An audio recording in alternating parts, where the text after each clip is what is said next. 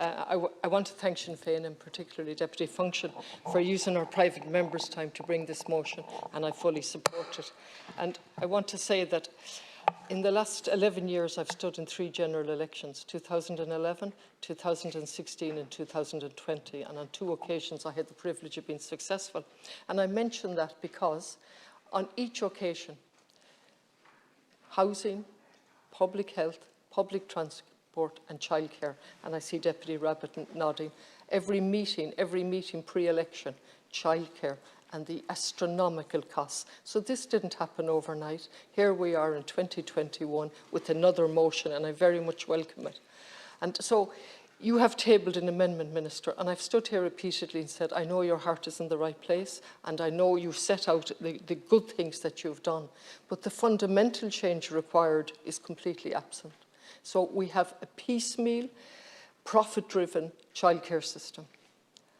And we've had many programmes, and of course I often think that we have democracy here by Primetime Investigates or other investigative programmes. And do you remember the programme about the childcare in Dublin?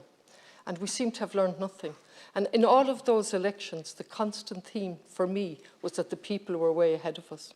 They wanted honesty, they wanted action in relation to climate change, and they wanted coherent thinking that everything is interlinked. And of course, we can't have a thriving economy if we're underpaying the predominantly female workforce. It's simply not possible to have a thriving economy. It's thriving on the backs of abuse of those that are there. And of course, there's a role for the private market in everything. In housing, absolutely. But the state must be the primary mover, in my opinion. And I've reached this age and have had the privilege of working in different careers, and I actually despair sometimes, but I keep saying I'm paid, and I won't give into despair, because I have a job here, as my colleagues have, to articulate a different vision and a different way of doing things. And it makes absolute sense to have a public childcare model. And so I'm disappointed that you haven't addressed that aspect. I don't expect you to change things overnight, but to actually commit to a public childcare model. Why? Because it's the best in the end. How do we know that? Well, let's look at what we do know.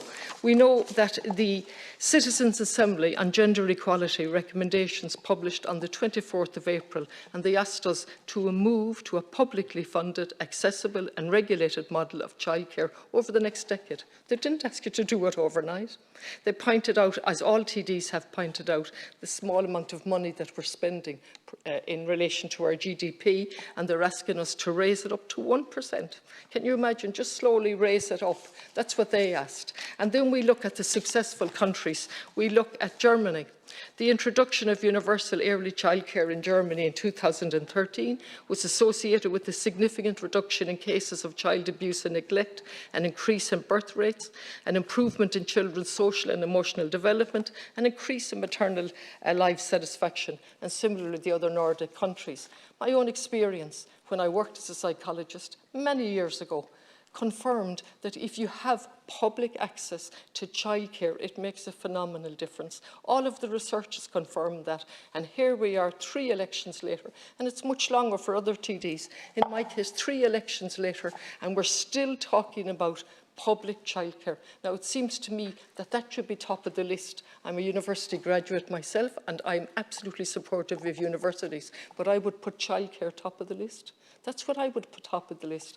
And the reason it hasn't happened, of course, is because it's dominated by the female gender, and we have never once put an emphasis or a value on women's work in this country.